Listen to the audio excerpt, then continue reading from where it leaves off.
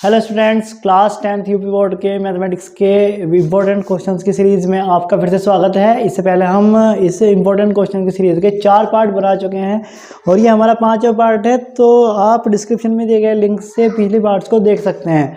अब हमारे सामने इम्पोर्टेंट क्वेश्चन की सीरीज़ में पहला क्वेश्चन यहाँ पर है कि सिद्ध कीजिए कि √3 एक अपरिमेय संख्या है। तो बच्चों, कोई भी जो अपरिमेय संख्या होती है वो उसे p/q के रूप में नहीं लिखा जा सकता। परिमेय संख्याएं वे होती हैं जिन्हें p/q के रूप में लिखा जा सकता है और अपरिमेय संख्याएं वे होती हैं जिन्हें p/q के रूप में नहीं लिखा जा सकता। तो यहाँ पर हम इसको अपरिमेय संख्या सिद्ध करना है, लेकिन हम इसे मान के चलेंगे कि ये एक परिमेय संख्या है। तो हम इस तरीके से लिखेंगे कि माना √3 एक परिमेय संख्या है।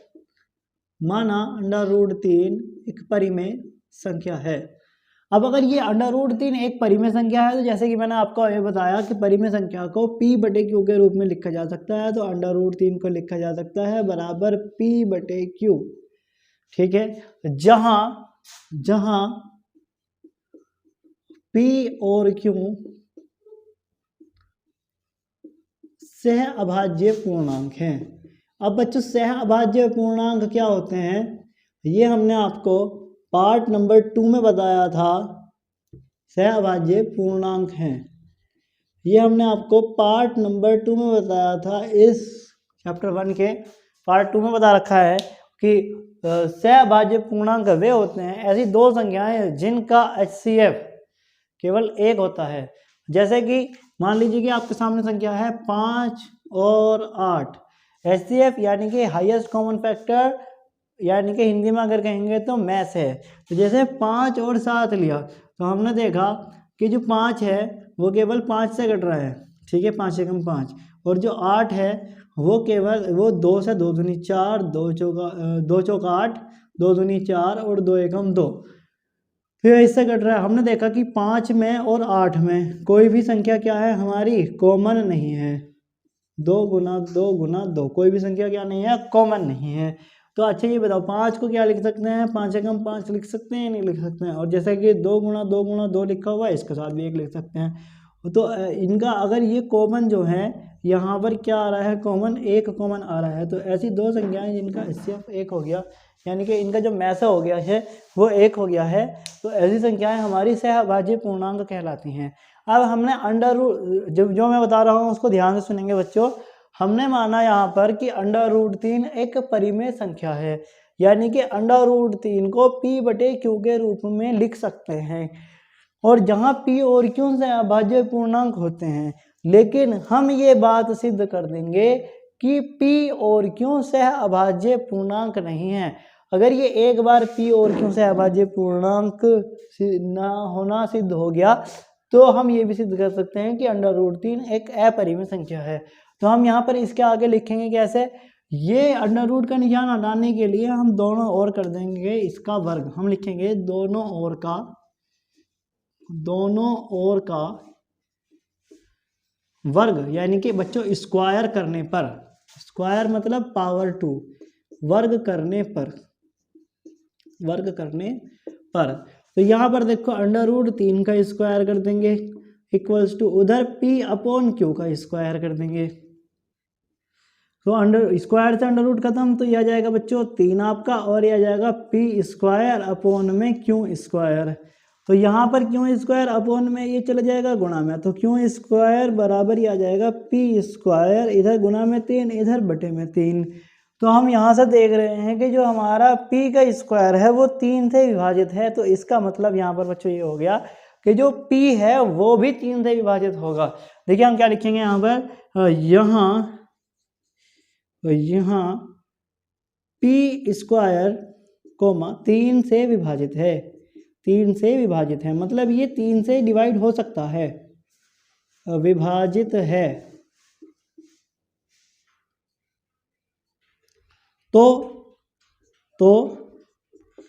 p भी 3 से विभाजित होगा। ठीक है बच्चों, ये हो गया हमारा स्टेटमेंट नंबर ए। पहला स्टेटमेंट हो गया हमारा, और इसको कह देंगे बच्चों हम समीकरण नंबर 1। ठीक है, अब यहाँ पर देखिएगा,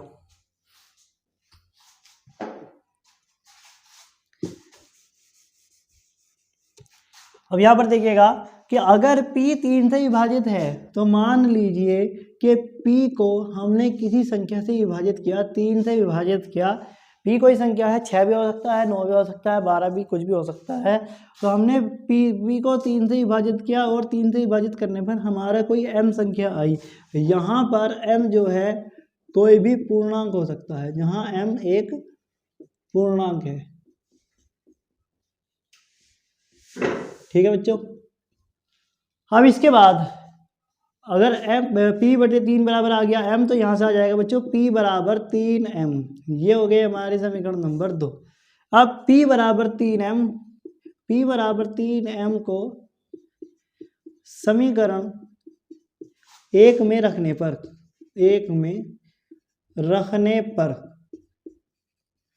तो देखिएगा बच्चों कैसे करेंगे। समीकरण 1 है हमारी यहाँ पर ये, तो Q square equals to P square, P की जगह पर आप रख देंगे 3M, इस वाले P स्क्वायर की जगह पर यहाँ पर रख देंगे आप 3M, और उसका क्या कर दो बच्चों, स्क्वायर कर दो, और अपॉन में आ जाएगा आपके 3। ठीक है, तो Q स्क्वायर बराबर 3 का स्क्वायर करेंगे 3 या 9, और M का स्क्वायर करेंगे तो M स्क्वायर आ जाएगा अपॉन में 3। ठीक है, तो यहाँ से 3 से 3 या 9 कट गया, तो ये आ गया बच्चों आपका Q स्क्वायर बराबर 3M स्क्वायर। अब ये M जो 3 है ये इधर आ जाएगा इसके अपोन में, Q स्क्वायर के अपोन में आ गया ये, और इक्वल्स टू आ गया M स्क्वायर। तो यहाँ से आप ये क्या देख रहे हो, समीकरण 2 ये हो गया आपकी समीकरण नंबर 3। तो यहाँ से बच्चों आप क्या देख रहे हो कि जो आपका Q स्क्वायर है वो 3 से विभाजित है, तो यानी कि जो Q है वो भी आपका 3 से विभाजित होगा। तो हम यहाँ लिखेंगे कि Q स्क्वायर, ऐसे लिख देंगे यहाँ Q स्क्वायर 3 से विभाजित है, 3 से विभाजित है, तो Q भी 3 से विभाजित होगा। ये बच्चों हो गई हमारी स्टेटमेंट नंबर बी। अब आप स्टेटमेंट नंबर ए में देखिए कि P जो है हमारा 3 से विभाजित होगा, यानी कि ये 3 से कट रहा है, और Q जो है वो भी 3 से विभाजित है, यानी कि Q 3 से कट रहा है। जबकि हमने माना कि P और Q जो हैं आपके सहअभाज्य पूर्णांक हैं। सहअभाज्य पूर्णांक का मतलब ये है कि इनका 1 के अलावा आपस में ये किसी और संख्या से नहीं कटते, मतलब इनका 1 के अलावा कोई भी HCF नहीं हो सकता, हाईएस्ट कॉमन फैक्टर नहीं हो सकता। ऐसी कोई भी संख्या कॉमन नहीं हो सकती 1 के अलावा जो जिससे ये दोनों कट जाएं। तो यहाँ पर 3 ऐसी संख्या आ गई 1 के अलावा जिससे Q भी कट रहा है और P भी कट रहा है। जो 3 है ये दोनों संख्याओं की काटने के लिए कॉमन हो गया, और जबकि हमारा सहअभाज्य पूर्णांक की कंडीशन ये थी कि P और Q का 1 के अलावा और भी कोई कॉमन फैक्टर नहीं होना चाहिए था। तो यहाँ पर हम कह सकते हैं कि जो P और Q हैं वो सहअभाज्य पूर्णांक नहीं है, यानी कि अगर ये सहअभाज्य पूर्णांक नहीं है तो √3 भी एक परिमेय संख्या नहीं है। यानी कि हमारा मानना, जो हमने माना है कि √3 एक परिमेय संख्या है, वो गलत है। ठीक है, अब बच्चे देखिए किस तरीके से लिखेंगे इसको, यहाँ पर लिख देता हूं मैं, लिख देंगे इस तरीके से कि कथन A तथा B से P से स्पष्ट है कि P तथा Q दोनों 3 से विभाजित है, अतः ये सहअभाज्य पूर्णांक नहीं है। अब अगर ये सहअभाज्य पूर्णांक नहीं है तो अतः √3 एक परिमेय संख्या नहीं है। अब देखिएगा बच्चों, जो हमारा दूसरा क्वेश्चन है वो भी इसी तरीके का है। सिद्ध कीजिए कि √2 एक अपरिमेय संख्या है। तो बच्चों सेम टू सेम बिल्कुल इसी की तरह क्वेश्चन है, बस आपको कुछ नहीं करना है। इसमें क्या करना है, जहां जहां पर भी √3 लिखा हुआ है वहां पर आपको √2 लिखना है। मतलब जहां पर भी 3 लिखा है वहां पर 2 लिख देना आपको।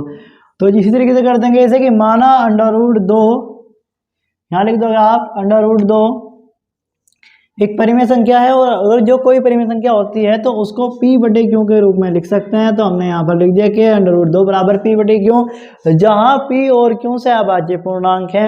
इसी तरीके से फिर हमने इसको √ खत्म करने के लिए दोनों ओर का वर्ग कर दिया, दोनों ओर का स्क्वायर कर दिया। तो यहाँ पर हमने इधर √2 का भी स्क्वायर कर दिया और p/q का भी स्क्वायर कर दिया।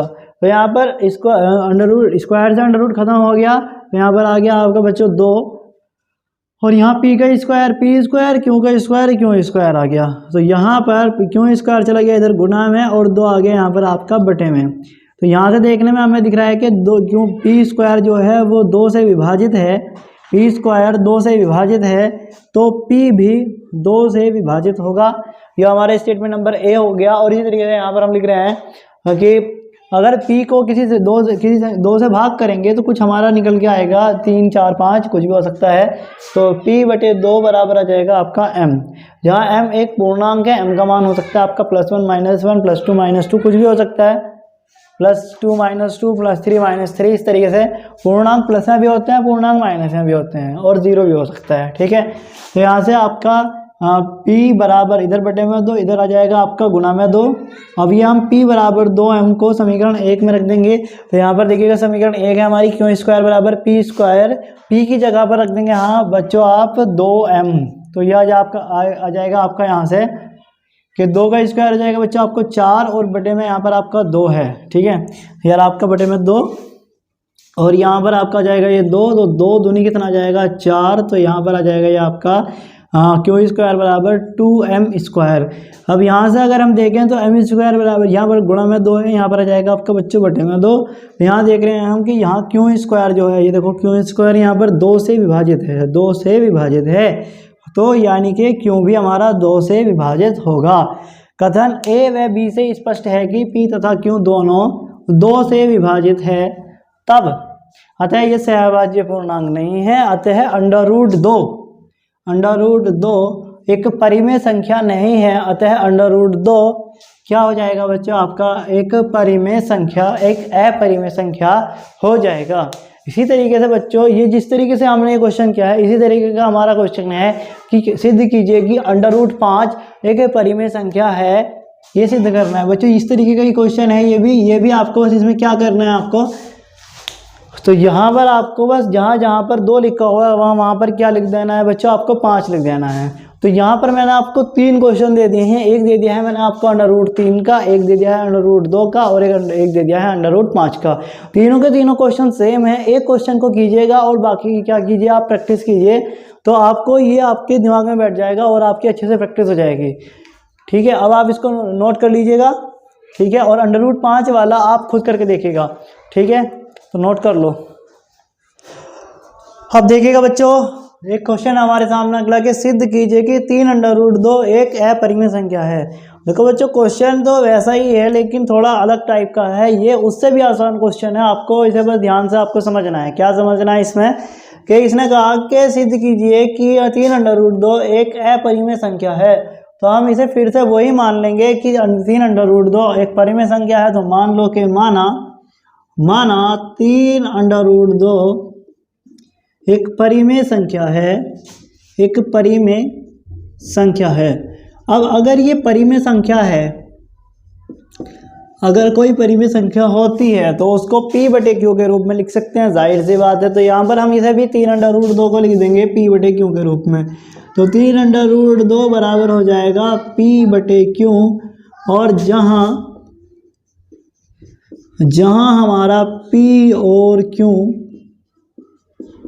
सहअभाज्य पूर्णांक है, सहअभाज्य पूर्णांक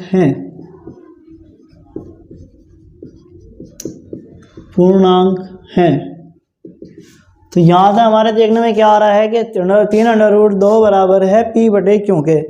तो यहाँ से हम क्या कर सकते हैं कि √2 बराबर आप P/Q लिख लो, और ये जो आपका गुणा में 3 है यह आ जाएगा इधर आपका बटे में 3। तो बस यहाँ तक का ये क्वेश्चन है, इसको ध्यान से देखेंगे कि अगर यहाँ पर P 3 और Q पूर्णांक है तो इसका मतलब ये है कि जो हमारा P/3 क्यों आया है यह एक परिमेय संख्या होगा या परिमेय संख्या है। तो हम लिख सकते हैं चूंकि 3, P तथा Q पूर्णांक हैं इसलिए P/3Q एक परिमेय संख्या है। अब अगर P/3Q एक परिमेय संख्या है तो यहाँ पर इसका मतलब ये हो गया कि √2 भी एक परिमेय संख्या होगी। तो हम इस चीज़ को लिखेंगे, अतः √2 भी एक परिमेय संख्या होगी, एक परिमेय संख्या होगी। अब हमें तो पता है कि हमने अभी सिद्ध किया पिछले सवाल में कि √2 एक अपरिमेय संख्या होती है, और यहाँ पर ये इस बात क्लियर है कि √2 एक परिमेय संख्या होगी। तो हम इसे लिख देंगे जो कि गलत है, क्योंकि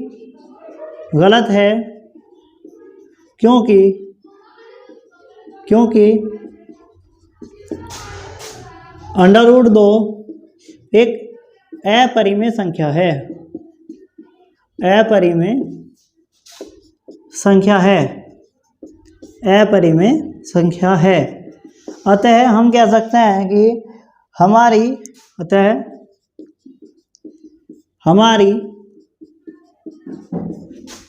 कल्पना जो हमने माना था, हमने जिस बात की कल्पना करी थी कि 3√2 एक परिमेय संख्या है, वो हमारी क्या हो गई, गलत हो गई बच्चों। तो अतः हमारी जो कल्पना की 3√2 एक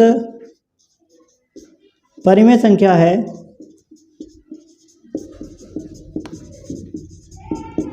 वो क्या हो गई बच्चों, हमारी गलत है। अतः 3√2 एक अपरिमेय संख्या है।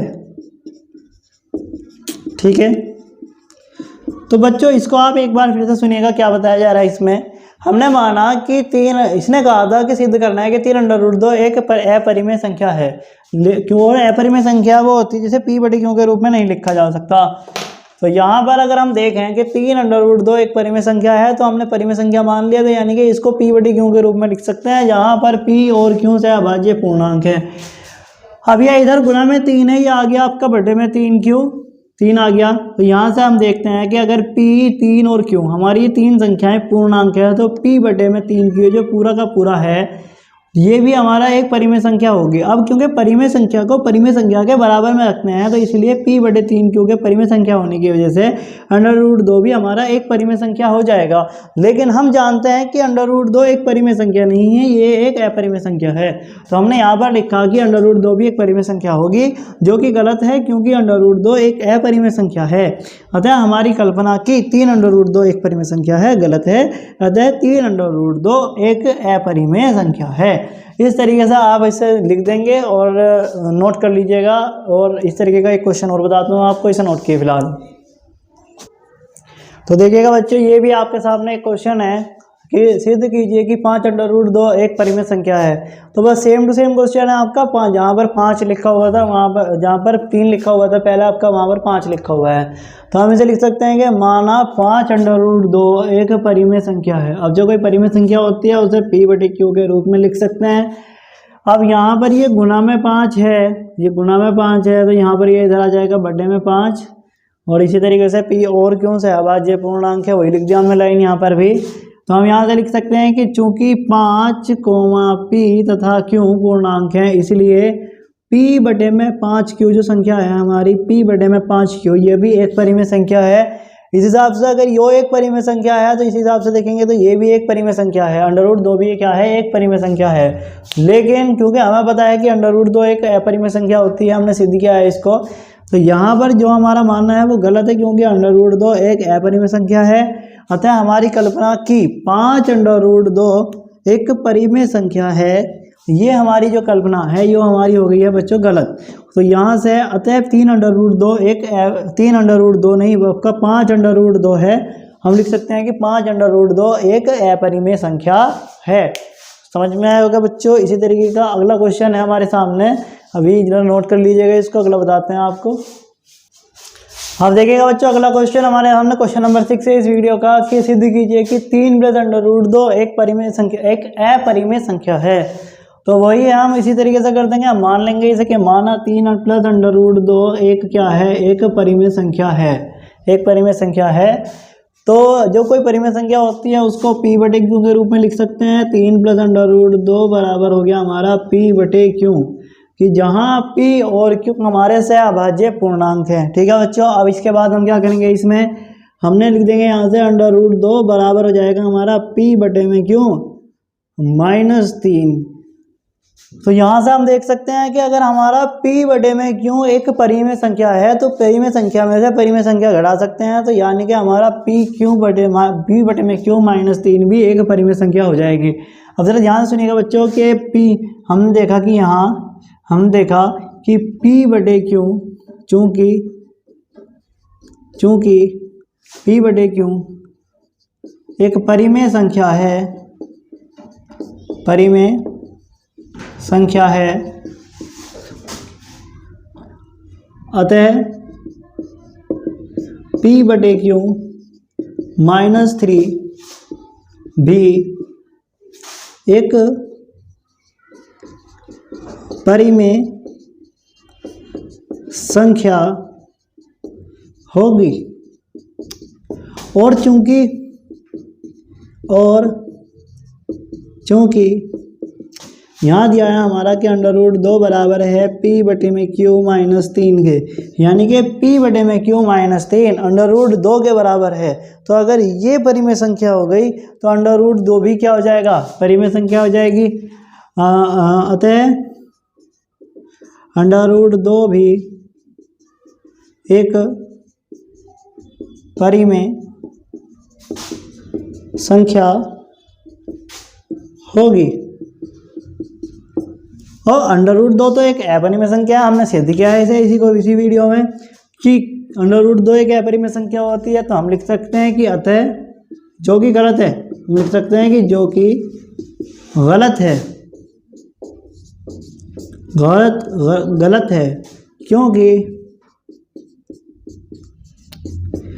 √2 एक अपरिमेय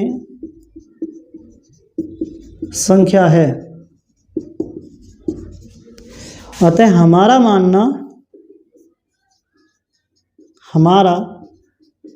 मानना कि 3 + √2 एक परिमेय संख्या है,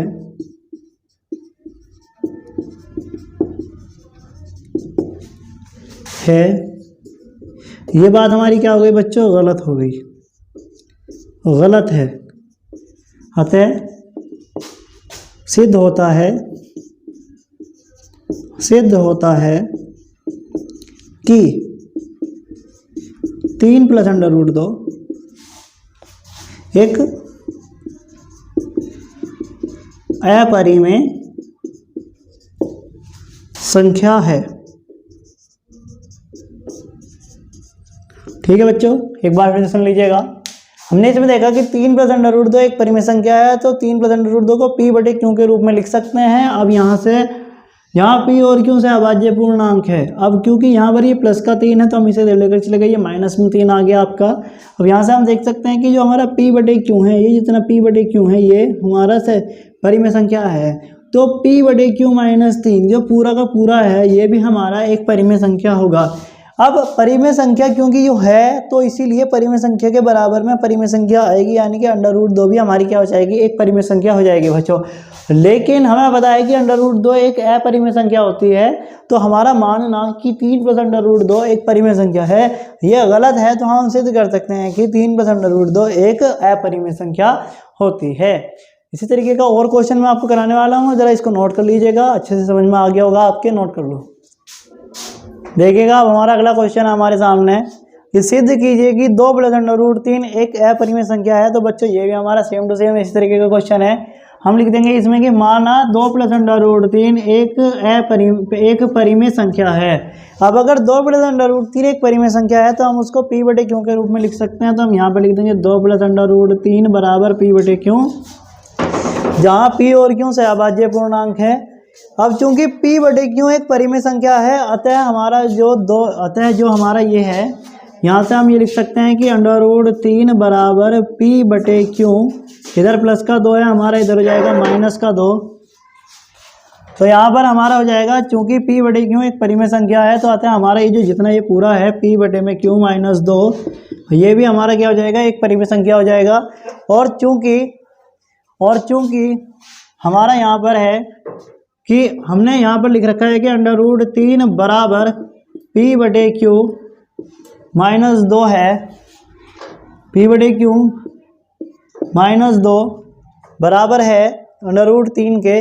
तो अगर p/q - 2 एक परिमेय संख्या है तो √3 भी हमारा क्या हो जाएगा, एक परिमेय संख्या हो जाएगी। हम लिख सकते हैं कि अतः √3 भी एक परिमेय संख्या होगी, जो कि गलत है, क्योंकि हमें पता है, हमने सिद्ध किया पिछले क्वेश्चन में कि √3 एक अपरिमेय संख्या होती है। अतः हमारा मानना कि 2 + √3 एक परिमेय संख्या है, ये हमारा मानना गलत है। अतः सिद्ध होता है कि ये हमारा क्या है, 2 + √3 एक अपरिमेय संख्या है। ठीक है बच्चों, इसको नोट कर लीजिएगा और देखते हैं अगला क्वेश्चन। इसके बाद देखिएगा अगला क्वेश्चन हमारा, सिद्ध कीजिए कि 5 + √3 एक परिमेय संख्या है। तो हमारा ये भी ऐसा ही क्वेश्चन है। क्या लिख देंगे इसमें कि माना 5 + √3 एक परिमेय संख्या है। तो कोई अगर परिमेय संख्या है तो उसको हम p/q के रूप में लिख सकते हैं। तो यहाँ पर हमने लिख दिया p/q। अब यहाँ से प्लस का 5 है, ये इसे दूसरी तरफ लेकर आ जाओ तो ये आ जाएगा आपका -5। प्लस का 5 है इस तरफ, तो दूसरी तरफ जाएगा -5। अब बच्चों क्योंकि p/q एक परिमेय संख्या है तो p/q - 5 ये जो है ये भी हमारा एक परिमेय संख्या होगी। और चूंकि हमारा p/q - 5 बराबर है √3 के, तो अगर ये परिमेय संख्या है तो ये भी परिमेय संख्या हो जाएगी। तो यहाँ से लेकिन हमें पता है कि हमारा जो √3 होता है वो एक अपरिमेय संख्या है, तो जो हमारी बात हमने कही अभी वो गलत है। तो यहाँ से हमारा मानना कि ये हमारा 5 + √3 एक परिमेय संख्या है, गलत है। अतः सिद्ध होता है कि 5 + √3 क्या हो जाएगा, एक अपरिमेय संख्या हो जाएगा। ठीक है बच्चों, तो इसे आप नोट कर लीजिएगा। और हाँ, इस वीडियो में सिर्फ इतना ही।